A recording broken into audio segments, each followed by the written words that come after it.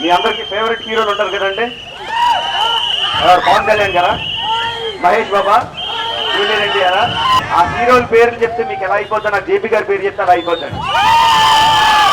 ఎందుకంటే ఆయన ఫైట్లు చేస్తారని కాదు, పాటలు పాడతారని కాదు, మన కోసం పోరాటం చేస్తారు కాబట్టి, మన జీవితాల కోసం ఆయన ఆలోచిస్తారు కాబట్టి, మన జీవితాల కోసం ఆయన ఐఏఎస్ ఆఫీస్ వదిలేసి, కలెక్టర్గా పెద్ద పెద్ద స్థానాలు వదిలేసి, ప్రిన్సిపల్ సెక్రటరీగా ఆఫీస్ వదిలేసి మన కోసం ఇక్కడికి వచ్చి నిలబడి ఉన్నారు కాబట్టి, అందుకని ఆయన పేరు చెప్తే నాకంత, అదే మీకు హీరోల పేరు చెప్తే ఎంత ఆవేశం వస్తుందో, నాకు జేపీ గారి పేరు చెప్తే అంత ఆవేశం వస్తుందండి. మనం చాలా రోజులు మన దగ్గర డబ్బులు లేమో అనుకునేవాళ్ళం. జేపీ గారు చెప్పే వరకు మనకి ఇంత సర్ప్లస్ మనీ ఉందని, 13,000 కోట్లు ఎక్స్ట్రా మన హైదరాబాద్లో ఉంటుందని, ఇంత ఇంత ఇంత ఇంత ఇంత డబ్బులు ఉంటాయని జేపీ గారు చెప్పే వరకు తెలియదండి. కానీ ఒకటే ప్రాబ్లం, ఒక్కొక్క సీట్కి 50 కోట్లు పార్టీ ఫండ్ ఇచ్చి 50 కోట్లు ఖర్చు పెట్టి 100 కోట్లు ఖర్చు పెడితే నేను ఎంత సంపాదించాలి? నేనే ఎంపీ సీట్ కొనుక్కున్నానండి, 50 కోట్లు పెట్టి కొనుక్కున్నాను, ఇంకో 50 కోట్లు పెట్టి ఖర్చు పెట్టాను, ఎలక్షన్కి 100 కోట్లు ఖర్చు పెట్టాను. 2 రూపాయలు వడ్డీ వేస్తే ఎంత అవుతుంది? 2 రూపాయలు వడ్డీ వేస్తే 2 కోట్లు అవుతుంది.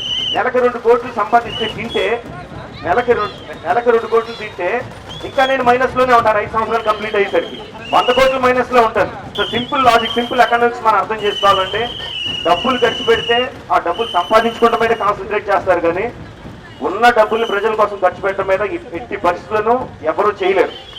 Simple logic. ఏ డబ్బులు ఖర్చు పెట్టకుండా నిజాయితీతో రాజకీయం చేసి జేపీ గారు మనకు ఉన్నారు, ఆయనకు ఓటేయాలి, ఆయన లోక్సభకు పంపించాలి. మన విభజన బిల్లు అప్పుడు చూసామండి, జేపీ గారు మాట్లాడుతుంటే 290 మంది పిన్ డ్రాప్ సైలెన్స్, 45 మినిట్స్ ఆయన ఏం మాట్లాడారో విన్నారు.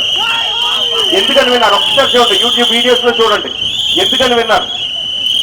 మిగతా ఏ పార్టీ వాళ్ళు మాట్లాడినా, ముఖ్యమంత్రి గారు మాట్లాడినా, అపోజిషన్ లీడర్స్ మాట్లాడినా, ఎవరు మాట్లాడినా ఇంకొకరు కాల్ చేశారు. ఒక్కడు ఏ బలం లేనోడు ఒక్కడు మాట్లాడితే ఎందుకని అందరూ విన్నారు.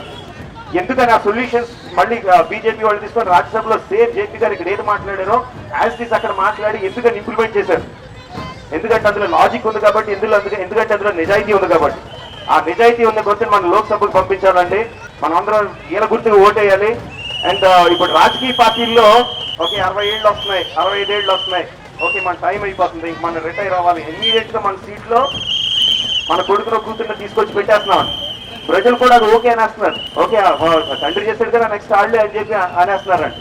కానీ లోక్సభలో అలా ఉండదండి. ఇక్కడ జేపీ గారు కూకట్పల్లి నుంచి మల్కాజ్గిరి లోక్సభకు పోటీ చేస్తూ, అక్కడ ఆయన వారసుడు జూనియర్ జేపీ గారు, నేను జూనియర్ జేపీ గారు అంటా ఉంటాను, కటార్ గారు యాజ్ జేపీ గారిలా మాట్లాడతారు. యాజ్ జేపీ గారికి ఉన్న ఆలోచనలన్నీ ఆయనకు ఉంటాయి. జేపీ గారిని ఆయన చూస్తుంటే జేపీ గారిని చూసినట్టే ఉంటుందండి. సో లాస్ట్ టైం కూకట్పల్లిలో జేపీ గారిని ఎలా గెలిపించారు, సరే కటార్ గారిని గెలిపించాలి, లోక్సభకి జేపీ గారిని గెలిపించాలి.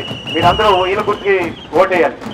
జేపీ జేపీ జేపీ లోక్సత్తా లోక్సత్తా